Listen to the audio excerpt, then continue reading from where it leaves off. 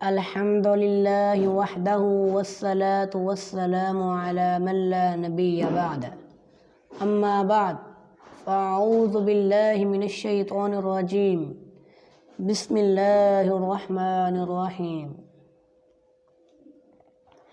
چار کام ہیں جن کا اجر اللہ تعالی نے بتایا ہی نہیں،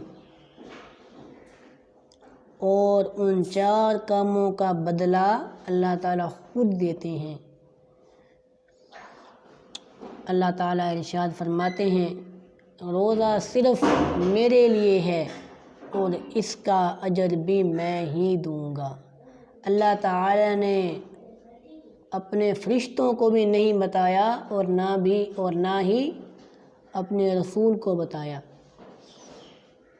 دوسرا کام جس کے بارے میں قرآن کہتا ہے، انما یوفی الصابرون اجرهم بغیر حساب،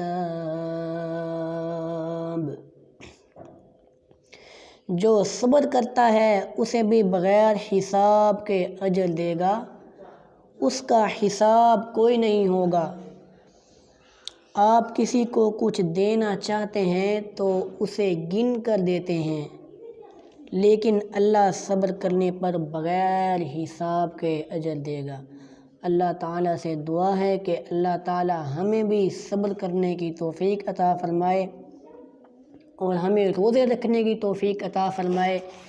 تیسرا کام، رسول اللہ صلی اللہ علیہ وسلم نے ارشاد فرمایا، جب کوئی انسان سچا ہونے کے باوجود کسی کو معاف کر دیتا ہے، معاف کرنے کے ساتھ ساتھ اس کی اصلاح کرتا ہے، ایسے شخص کو بھی اللہ تعالیٰ بغیر حساب کے اجر دے گا۔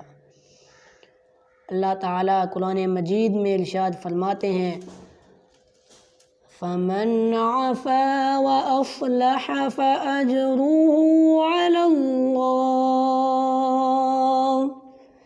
جو معاف کر دیتا ہے اور جو اپنی اصلاح کر لیتا ہے، اللہ تعالی نے اس کا اجر اپنے اوپر رکھا ہے۔ اور چوتھا عمل کیا ہے؟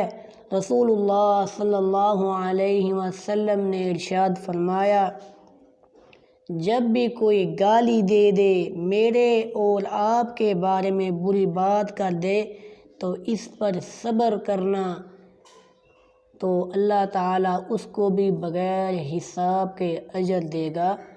جو اپنے بارے میں گالی سنے اور کوئی اس کے بارے میں بری بات کرے لیکن وہ صبر کرتا ہے، تو اللہ تعالیٰ اسے بھی قیامت کے دن بغیر حساب کے اجر دے گا۔